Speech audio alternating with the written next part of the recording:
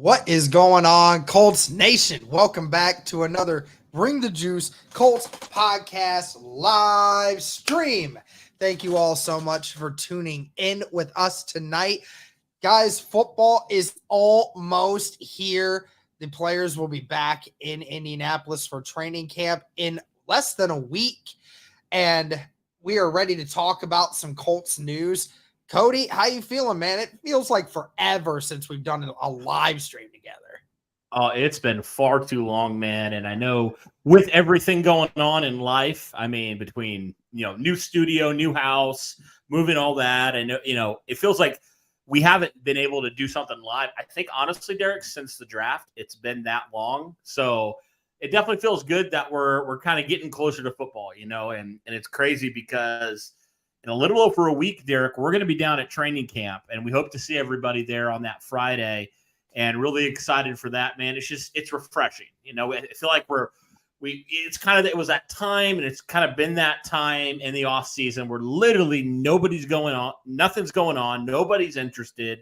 Views and just interest in the Colts are at an all-time low during the summer. So it kind of feels like we're starting, to peek our head out a little bit, like it's like the winter season a little bit is kind of coming, and spring's coming, and football's coming, and really excited for that.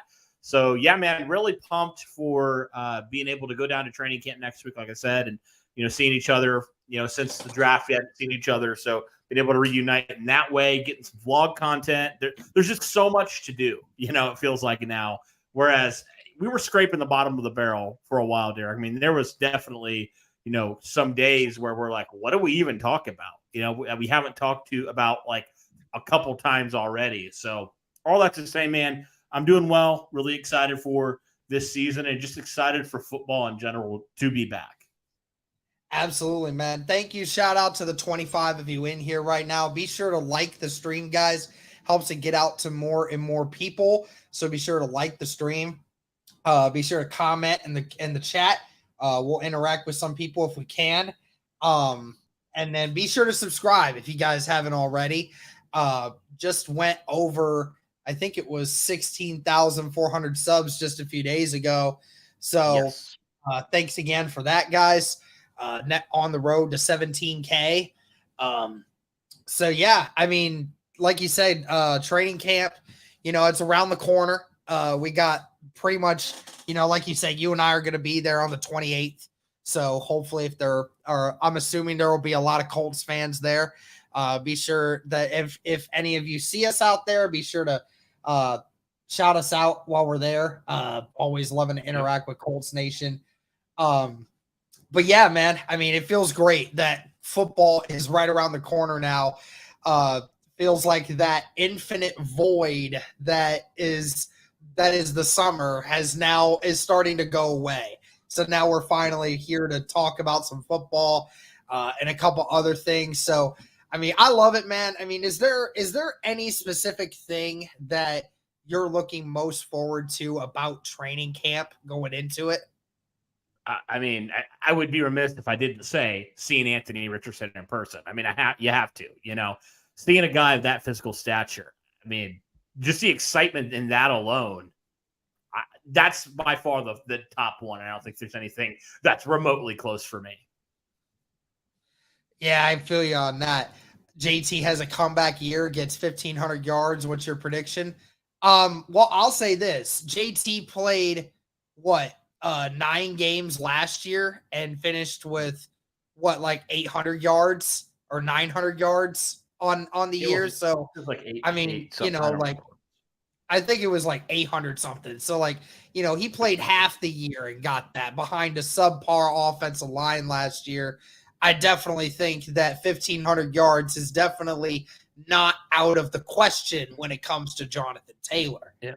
861, just to answer that question. 861 and half a season, basically, in which he was hurt. So if he's fully healthy, 1,500 yards to me certainly seems very, very doable.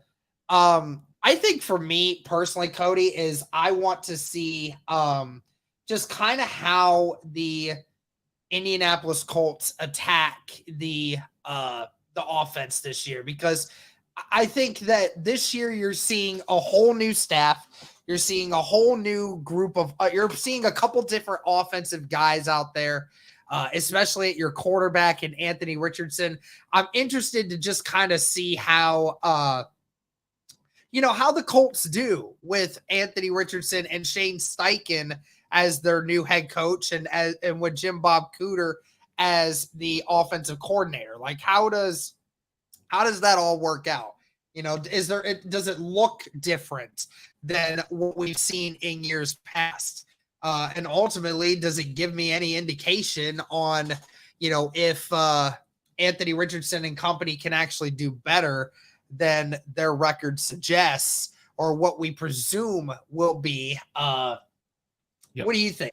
I mean, do you think in hindsight, like if everything goes well and Shane Steichen finds a formula to where Anthony Richardson maybe isn't throwing 3 or 4 touchdowns a game, but certainly isn't throwing 2 or 3 interceptions a game, you think there's a good shot that this team could legitimately have a running shot at the playoffs?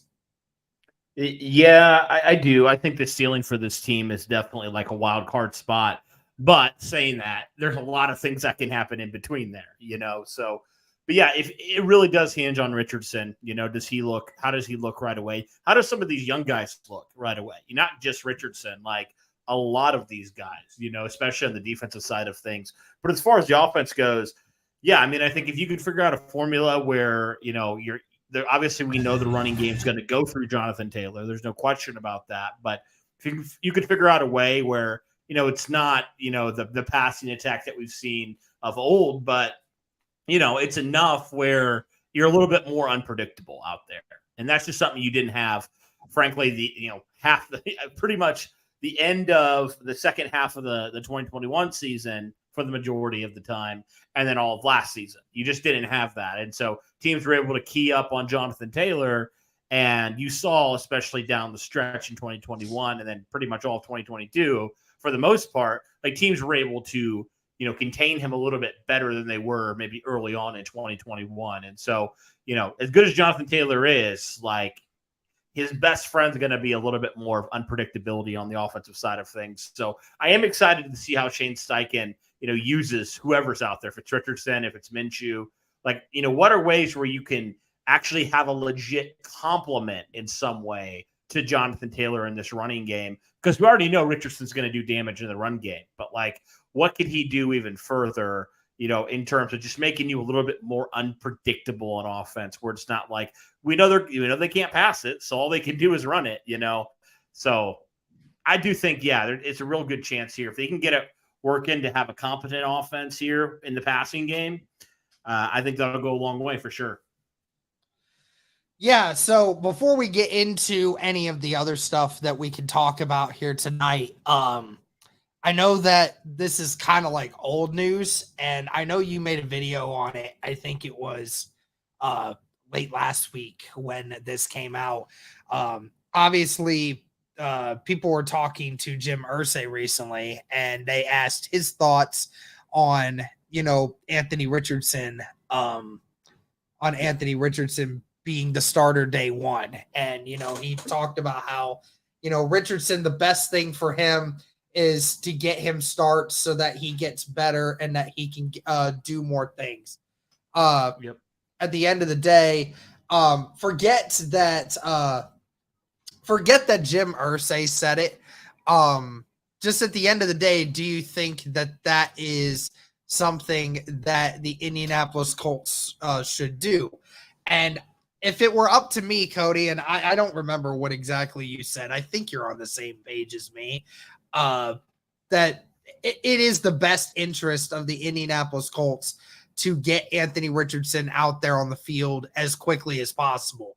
I've said it before that he is not in a Patrick Mahomes situation where he had 30-plus games of college under his belt, and he's comfortable with sitting behind a ready team that's ready to go at a moment's notice. This is not that situation. Anthony Richardson is amongst a young team, and he is extremely young himself. And I think that the only way that this team gets any cohesiveness with their new quarterback and the quarterback gets cohesiveness within himself and the offense is to just go out there and just try to get better. I mean, we all know that this is not going to be a finished product at the end of at the beginning of this year, and it won't be a finished product at the end of the year. Just ultimately, we want it to continue to progress, and the only way it's going to get better is if Anthony Richardson is out there on the helm doing something. I'll throw a counter to that. How many quarterbacks got thrown out there in the past as rookies and then were absolutely just kind of traumatized, just from a poor – I'm not saying that's going to happen, but, like, that could be the flip argument is, like, some of those quarterbacks who kind of just got thrown out there week one and who just didn't have success and they lost all confidence and they ended up busting, when maybe the best option for them would have been to sit for a little bit, and it's not like the Colts just don't have any other options. Gardner Minshew is a legit option. So that would kind of be my counter to it. Although I do agree with you, if the Colts deem that he is ready, which ultimately will be the biggest thing, Steichen, like Thursday said, ultimately Steichen's going to make that decision. So, like, does Steichen decide, whatever Steichen decides, if he deems him ready, I mean, there's no reason to not play him. But, if he doesn't feel like he's quite ready and he thinks it'll be more beneficial because he is only 21. So it's not like, if you sit him for a couple games, it's going to kill his development. He's still got a long way to go. So I'm kind of like, I would like to start him if the Colts deem that he is ready. And ultimately training camp, is going to be the biggest indicator of that. So I personally would, if he's ready, I agree with you. But if he's not, I'm all right with sitting him for a couple games. Like, if that's what you have to do. Yeah, I can understand that. I mean, and to counter your counter, the only reason that a guy would get affected by bad play is someone that does not have confidence in the process in which they're doing things. And I think that from all accounts of what we heard from Anthony Richardson, Cody, he spews confidence to me. Like, even if he messes up, I think he wants to go out there and continue to try to get better regardless of the outcome. And I'll also throw a couple more things out there for you. I mean, a lot of those guys that you mentioned, like a lot of those different quarterbacks, there are some of those dudes, but a lot of those guys actually ended up, being in really big programs. Hey, buddy. Come here. You want to say hi to everybody on the camera? Michael, oh my word. Has he been fighting his butt or something? Little boy got fixed the other week. So yeah, he's doing all right now. He's got the stitches still in right now, and we can't let him mess with that right now, but it's been a little over a week and he's just eager to get this thing off of him. This is the perfect picture right now. So I fully expect somebody to take a picture of this and post it online. So go ahead, do it. It's fine. He's a good pup. He's a good dog. I've never met him yet. You guys got him after, I think, the draft. Yeah, I think we got him shortly after. Because you met Junie, our neighbors, our friend's dog. Yes. But yes, he was my best friend. Can you go sit right here, be a good boy? Good boy. He's a good doggo. But anyway, but yeah, I mean, those guys came from better programs and they had better situations. Also, shout out to everybody still in here. Be sure to like the stream, guys. Be sure to comment. Be sure to subscribe. And they were in a situation where when they faced adversity in the NFL and they weren't being coached properly and they had struggles within themselves and they started doubting themselves, that's when their situation went downward really badly. The only difference is with Anthony Richardson, he didn't have a lot of coaching in Florida. His program was not great. I mean, that they were barely a 500 win team. Like that was not a good Florida team that he had around him when he was playing. So, he's coming into a situation now where he has all the coaching and connections in the world. And now he's in a situation where I know I can deal with this adversity because I've dealt with it my whole life. I dealt with it in college. I'm used to it. I'm used to being on the losing end of some of these games, and I know what it's like. And some of these guys, they don't know how to lose. I mean, you take a look at like Caleb Williams or some of these other guys like Mac Jones, like in college, right? Like these guys just don't lose. They very rarely lose. And when they lose a lot in the NFL, sometimes that can do something to their egos a little bit, so that can be one of those things. So hopefully that all in all is the only thing that comes out of it. But anyway, let's go ahead and move on. Let's talk about this real quick, man, because this was something that came out this morning. If you're just looking at this video, some of you probably have already seen it, but AKA tomorrow at 10 a.m., the Colts have put out a video that shows apparently some players in a unknown uniform. I think what that is insinuating and what everyone else is thinking is that that the Colts are going to be unveiling some new uniforms for this season, Cody. So what do you think? What do you think we're going to be seeing here? I've seen a lot of people saying the Anvil Black is one they really want. I would be good with that. It's just different. Like, it's refreshing. If it is something like that, it's like, good grief. We've just had the same uniforms, it feels like, forever. And there's been a few things. Like, I like the Color Rush ones and a few of those other ones the Colts have worn. But I think the Anvil Black, I would really love something like that. I think that would definitely be a good one. Are there any other ones, Derek, that you've seen people, out of curiosity, what would you guys like to see in the chat? Like, what are some of the different, if you had to choose a perfect uniform, what would that be? I saw some people talking about, the Black Anvil alternate ones, that being the case. We just saw Cleveland, right? Cleveland show their all white uniforms that they're going to have for 3 weeks out of the year. So that wouldn't surprise me if that's kind of what Indianapolis is doing, the same thing. So I'm excited. I can't wait to see which kind of uniforms they're going to go with.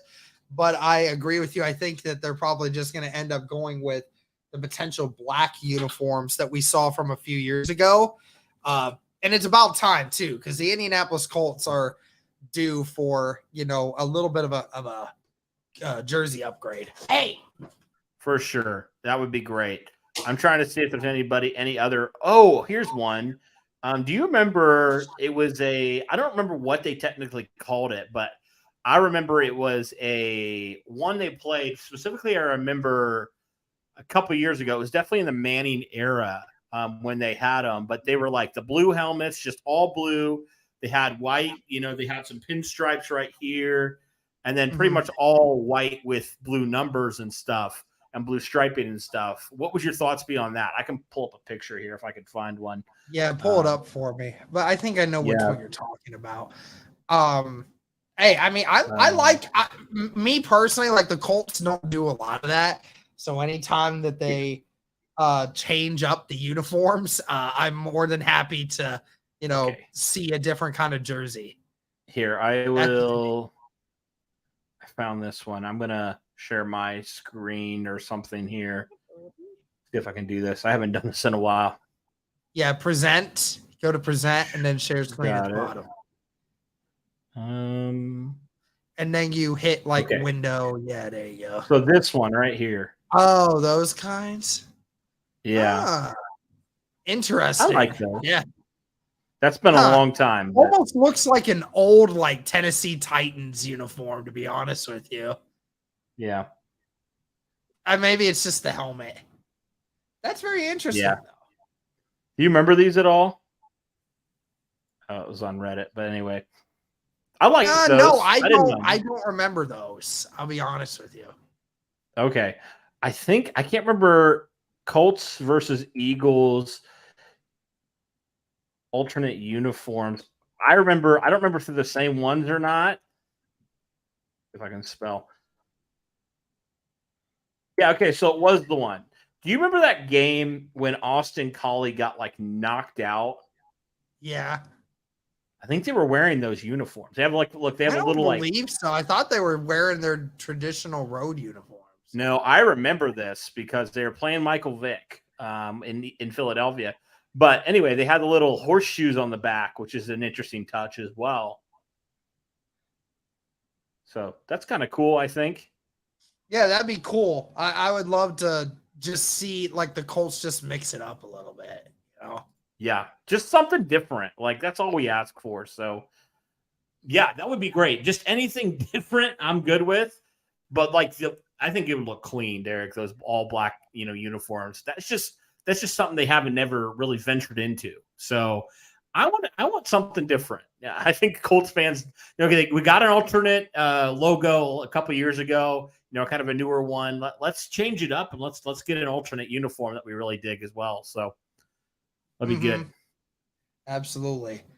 All right.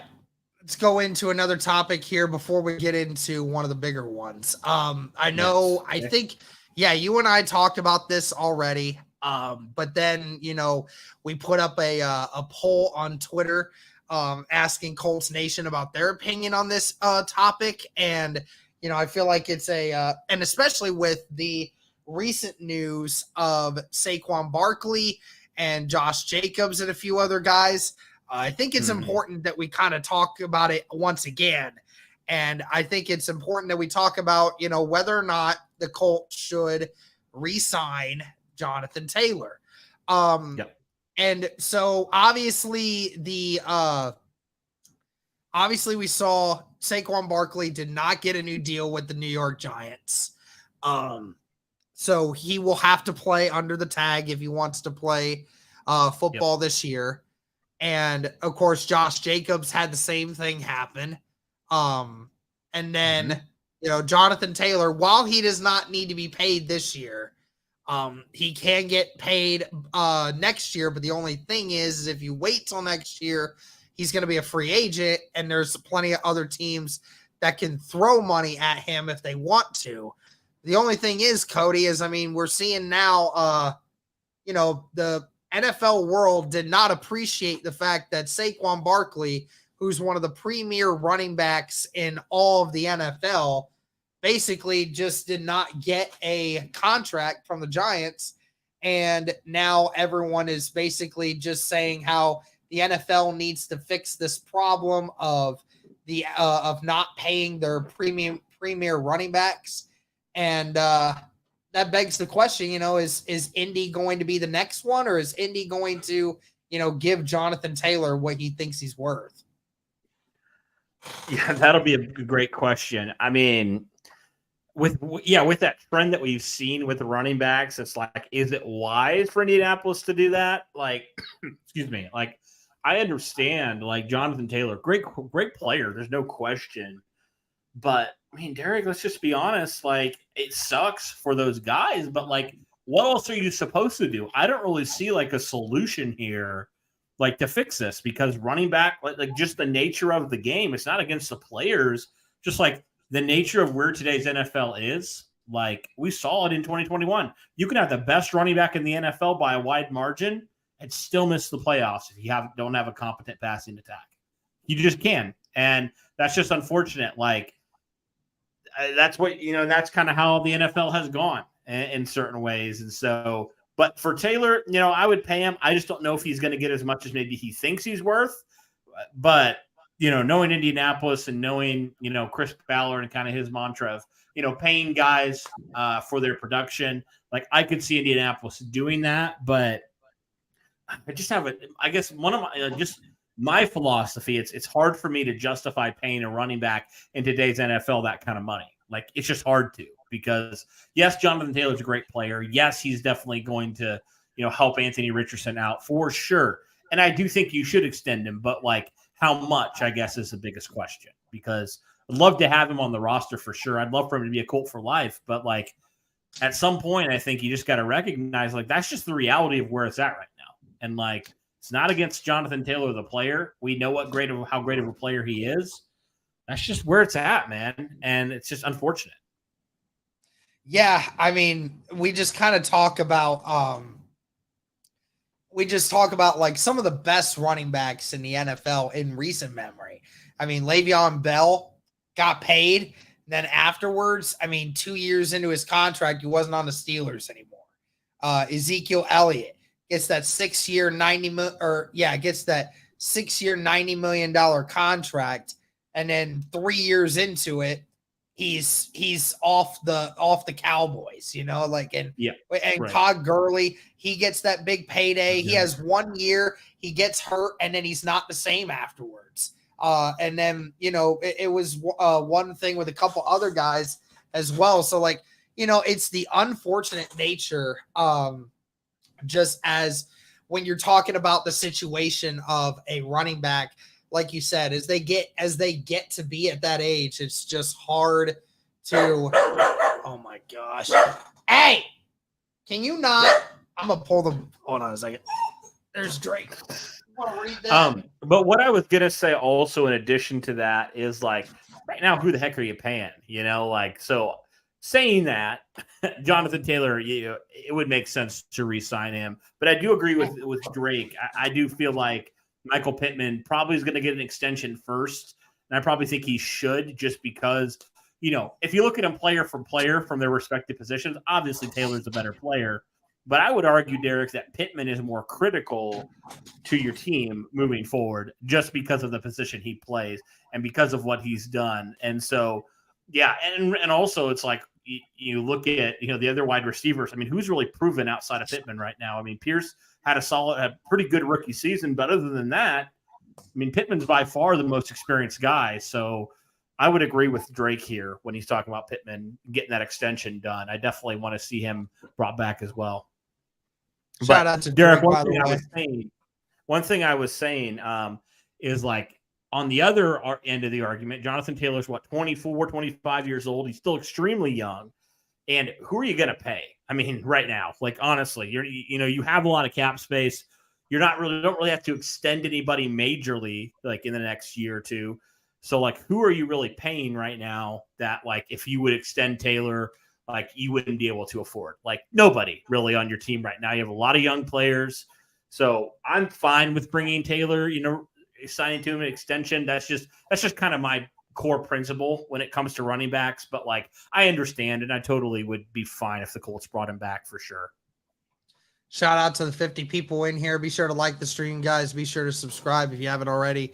But yeah, like, I mean, at the end of the day, I'm thinking about, like, what the tag is, like, $10.5 million for a running back right now. I don't think any single person in here says that Jonathan Taylor's not worth at least $11 million a year. So I don't think that's the issue.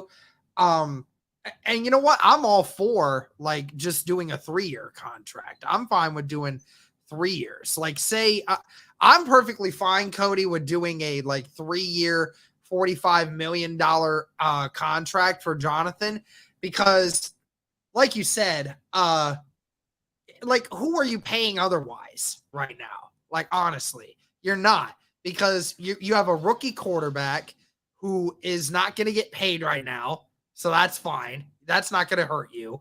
And like you said, you're not going to go buy big name free agents right now when you're trying to figure out where the glaring weaknesses are on your team. And when it comes to the rest of it, I mean, you're trying to focus on who's going to be the best fit with your quarterback going forward. And clearly, Jonathan Taylor would be a much better use for Anthony Richardson right now. As Anthony Richardson develops, having a running back in the backfield and Jonathan Taylor who can help take some of the pressure off of Anthony Richardson as he's going into this new age of football definitely seems like the most logical thing you can do. Like, the Colts aren't going to be making any more big roster moves, so just keep the guy around that is the best running back in the NFL when he's fully healthy and has somewhat of an offensive line to run behind. That's what you need in the backfield, helping your young quarterback to feel more confident back there when he has him going around. And I'm 95% sure that Ballard's going to get it done because Ballard and like I said before, Ballard loves his draft picks. He loves the guys that he brings in. So that wouldn't surprise me at all. But anyways, let's go to the next major thing that we have seen. And this was just shared earlier it was yesterday afternoon by our guy Logan. And this one was basically of Shaq Leonard basically showing off, some final touches, as he says, on his Instagram, getting some last-second workouts in with his guys before training camp here this next week, Cody. I'm telling you what, man. I mean, I think this was important for some people to see because we had it. Mute it? I can't hear. What's up? Can you mute that? Thank you. Oh yeah, it's sorry. loud. Didn't realize that it was still playing video. Anyways, I don't think that a lot of people thought that he was even like remotely close because I don't think a lot of people realized that he was putting in workouts. But obviously you see here, obviously not 100% right there in all of that in every aspect, but I mean, this has to at least like give some people a little bit more hope that Leonard might actually be closer than what most people would think. Until he's out there, I am not getting any hopes up. I'm just not. Like I agree with what Colton's saying. Doing agility drills and being cleared for contact, they're completely different things. So, yeah, I mean, cool, great. Be out there on, next week, and then we'll have a different conversation. Do you think that this shows that maybe he is more ready than what some people think? Or do you think that the Colts are still going to go slow and that we probably won't see him until like midway through training camp? Because that was the big one, right? I mean, people were saying like, oh, he'll probably come in halfway through training camp. And then there were some reports saying that, he might actually get there like in the first week. That could possibly be a thing. I mean, you think he gets there by the time our opening weekend is there, or do you think it's probably going to be a little bit further in? Well, the big thing I'll be looking out for, Derek, is who's on the PUP list. Is he on the PUP list? Because he started off on that last year. I'm failing to remember right now how long he has to be out for that, but like that would just be like, okay, he's still got a ways to go, if he is on that list. So it'll be interesting, but it's so hard. Like that is the ultimate question. And I wish I could say definitively, yes, this makes me more hopeful, but like, I just can't, I just can't because he just hasn't, he hasn't really been healthy for like over a year. So, for multiple years actually. So it's hard for me to just be like, get excited about that. I mean, cool, great, awesome, man. But go out there, man, and be and prove that you are back, when you were healthy enough to go. And if you can do that, awesome. I will feel a lot better with where he's at. But it's good to see him doing this, but we'll see. We'll see. I don't know right now. I mean, I will say James Boyd had made a comment on this before saying like, when they talked with him in late April, early May, even said that like I wasn't doing much running at that point. Yes. I mean, obviously this shows, him putting quite a bit of effort into running a little bit and stopping in place. Seems pretty good. But yeah, I think that for me personally,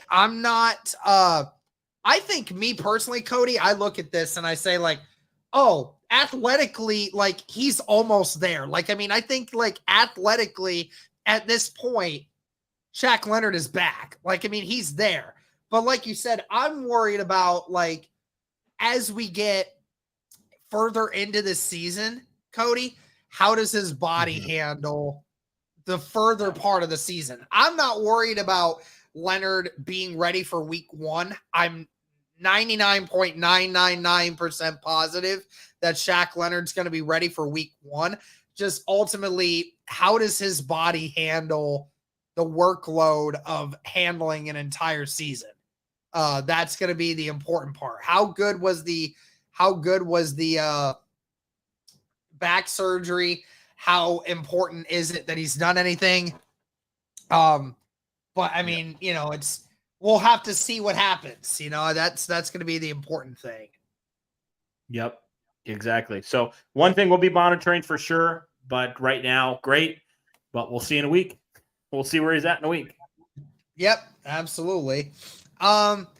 Anyways, I think really the only other thing that I had even brought up like before was basically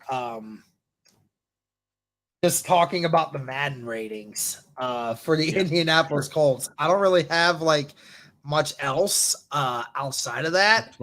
I mean, let me see if I can pull it up. I got some of them. I got some of them pulled up. Here we go. Yeah, so just looking at hold on. If this thing wants to pop up. Sometimes it just doesn't want to work.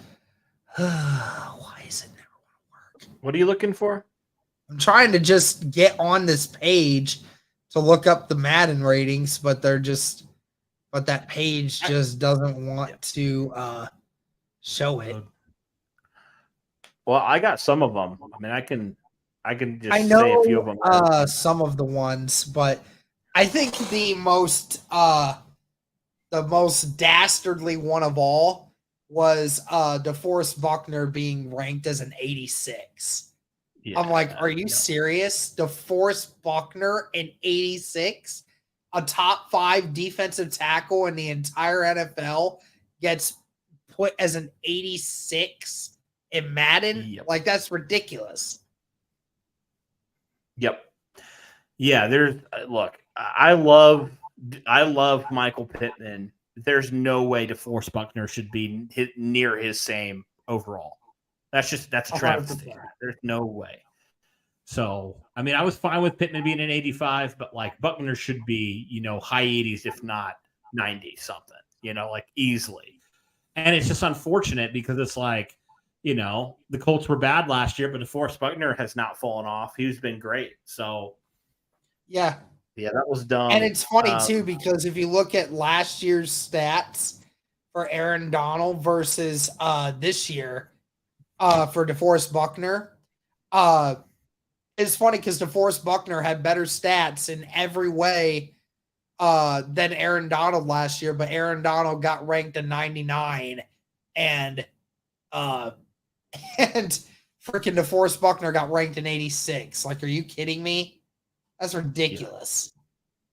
Yeah. So it goes like this. Quentin Nelson is the number 1 guy on the team with a 92. Jonathan Taylor was ranked a 89. DeForest Buckner an 86. Shaq Leonard an 86. Kenny Moore is an 86, which is laughable. Grover Stewart at an 85. Michael Pittman at an 85. Braden Smith at an 82. Isaiah Rodgers at a 79, which is obviously not a thing anymore. Matt Gay at a 78. Ryan Kelly is a 77. And I think the worst one of all of this, Cody, is Zaire Franklin at a 73. Like, Zaire Franklin just had the all-time franchise tackles in a season. And yet somehow, some way, Zaire Franklin's only a 73. Like, are you kidding me? That's ridiculous. Yep. This is why Madden sucks, and everybody hates Madden, and nobody buys it. Exactly why Madden sucks. Jelani Woods is a 70, bro. Jelani Woods is a 70. Like, are you kidding me? Like, come on. Like, these people obviously do not watch football. Like they don't No. watch football. Nope. Pretty obvious they don't. I don't care what Madden thinks. I'll just adjust the ratings to what they should be. I think we can Perfect. all agree Minshew should be a 99. Yeah. Oh, yeah. For sure. Zaire was very good, but he struggles in pass coverage. See, I think that was a misconception. Last year, he was not bad at that. I don't think he was that bad last year. No. People can have their own opinion on it, but I'm just saying. I think one that was kind of stupid was, why is Braden Smith only an 82? Like, he has been consistently the best offensive lineman he was last year, at least, for sure. So, like, an 82 kind of seems a little disrespectful. I would go probably more mid-80s for Braden Smith. Yeah, I would say mid-80s at least. But, like, he's so underrated and nobody talks about him that he kind of just gets shafted when it comes to Madden ratings, I think. Well, it's kind of funny because remember that, what was it, 2020, when he gave up no sacks? Yeah. He gave up no sacks that year. He was the only tackle with a minimum of 500 pass attempts to not register a single sack allowed, and yet somehow, some way, never received an All-Pro vote. Yeah. Madden always just hated the Colts for whatever reason. Yeah. Okay, let's look at it. Oh, yeah, Anthony Richardson Madden rating. I do want to see that. Let's find it. He was... And, of course, the Madden ratings on MaddenRatings.com are being updated. So, of course, I can't... Let me see if I can find it. I think it was a 74. Yeah, he was a 74. Really? Yeah. He was higher than Zaire Franklin, bro. He's higher than Zaire Franklin. Is he a 74? Yeah, I think Anthony Richardson's a 74 on Madden. I gotta find Which, him. all in all, I think is not a terrible ranking when you think about like where he's at right now. But to say he should be higher than Zaire Franklin is hilarious. That's ridiculous. That's better than CJ Stroud, which is hilarious because CJ Stroud in every way should have a better overall than Anthony Richardson. Stroud should be at least a 76 or a 77. I'll just let you know this, Derek. Nick Cross, who played barely any snaps last year, is a 71. Yeah. It tells you a lot. Zaire Franklin's only a 73. Wow. Knowing EA, I wouldn't have been surprised if Richardson was a 34. Honestly, man. Oh, man. I'm going to try to find it and just confirm that. Man. I can't find it. It's dumb. Madden's dumb. But anyway, Zach Moss, 72. Julian Blackman, 75. Taven Bryan's a 70. I'm just kind of going through and looking. Quiddy Pay's a 77. Yeah, it's a little disrespectful for some guys. Abukum is 76 overall. Ryman's a 74. Freeland's a 69 overall. Yeah. Alec Pierce is a 74 overall, Derek. Josh Downs. Yeah, I know. It's wild that Alec Pierce is ranked above Zaire Franklin. Yeah. Well, Isaiah McKenzie's a 77, which is interesting. And then, yeah, I think that does it, man, for the ratings. I was just looking through them. So Dio's a 72, I believe. Hi, buddy. Well, unless you got something else, man, I think that's all the topics that I had for this right now. Yeah, I mean, just wanted to get on here because we hadn't done it in a while. And I know, Derek, we have some stuff we got to do, some more videos to get ready to roll. in the next couple days and stuff.